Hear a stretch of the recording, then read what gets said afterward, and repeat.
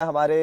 संवाददाता धर्मेंद्र जानना चाहेंगे किस तरीके की परिस्थितियां बनी हुई हैं और किसान नेताओं की तरफ से जो बातें लगातार हो रही हैं। अभी हमने देखा कि टिकैत गुट की तरफ से ये कहा गया कि वो एक्सप्रेसवे को भी जाम कर देंगे अगर आज की मीटिंग से कुछ नहीं निकला। अलग अलग जगह की तस्वीरें किस तरीके से आप लोगों के पास मिल रही हैं, उसकी जानकारी दीजिए।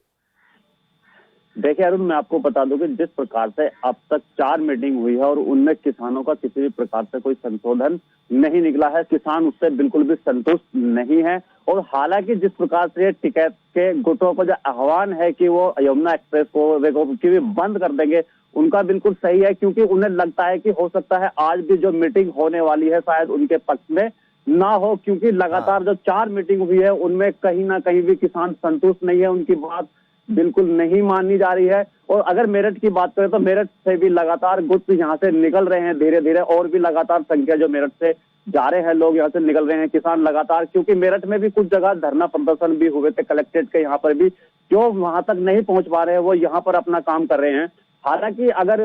यमुना एक्सप्रेसवे की बात मैं करूं तो शायद हो सकता है कि आज उसको अगर आज की मीटिंग में उनको संतुष्टि नहीं मिलती है तो जहां तक दिल्ली को कई जगह से किसानों ने घेर रखा है, हो सकता है कि आज उसके बाद में यमुना एक्सप्रेस को भी बंद कर दिया जाए, क्योंकि 8 तारीख को आप भी बता रहे हैं, सभी को पता है कि किसानों का आह्वान है कि भारत बंद करेंगे, क्योंकि उन्होंने कहा कि जब नेता लोग हर लोग तो भारत बंद का आह्वान कर सकते हैं तो हम किसान पहली बार करेंगे, क्योंकि अब लग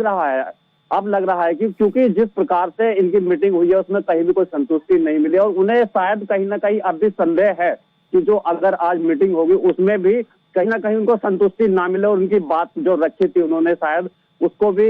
ठीक प्रकार से ना मानी जाए, उनको शायद संदेह है, इसलिए वो लगातार। एक चीज जो बड़ी महत्वपूर्ण है जाननी, अभी मैं ललित से भी जान रहा था कि दिल्ली की तरफ हरियाणा की तरफ से आने वाले जो रास्ते हैं उनके क्या हालात है, तो आप हमें ये बताइए कि उत्तर प्रदेश की तरफ से या दिल्ली की तरफ से उत्तर प्रदेश के अलग अलग हिस्सों पे, क्योंकि दिल्ली से बहुत सारे रास्ते यूपी के लिए निकलते हैं, तो आप थोड़ा ये बताएं कि यूपी की तरफ अगर दिल्ली से किसी को जाना है किसी भी रास्ते पर या उत्तर प्रदेश में किसी भी अलग अलग शहरों से, पश्चिम उत्तर प्रदेश के पूरे की अगर हम बात करें, दिल्ली की तरफ आना है तो क्या दिल्ली बॉर्डर के आसपास ही जाम है या उत्तर प्रदेश के अलग अलग जिलों में भी इस तरीके की परिस्थितियां बनी हुई हैं, सड़कें और हाईवेज जो हैं उन पर ऐसे ही डिस्टर्बेंस है? उसके बारे में थोड़ा आप बताएं कि ताकि कोई भी हमारा दर्शक आज अगर किसी रास्ते पर निकल रहा है तो इसके बारे में अपडेट रहे।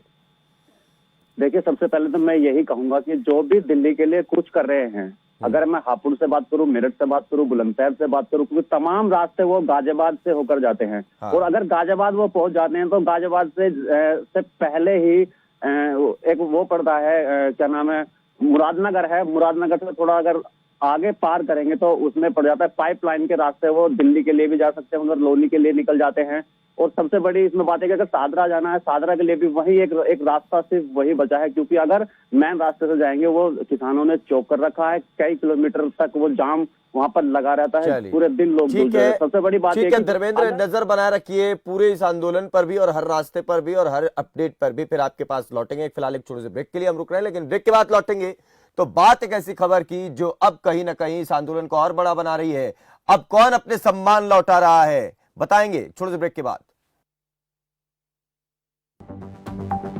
आप देख रहे हैं खबर फास्ट,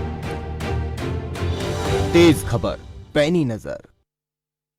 अब सोनी के स्पोर्ट्स चैनल्स पर दिखेगा क्रिकेट का असली रंग। दिखा दे सबको हाँ अपना रंग है हिंदुस्तान,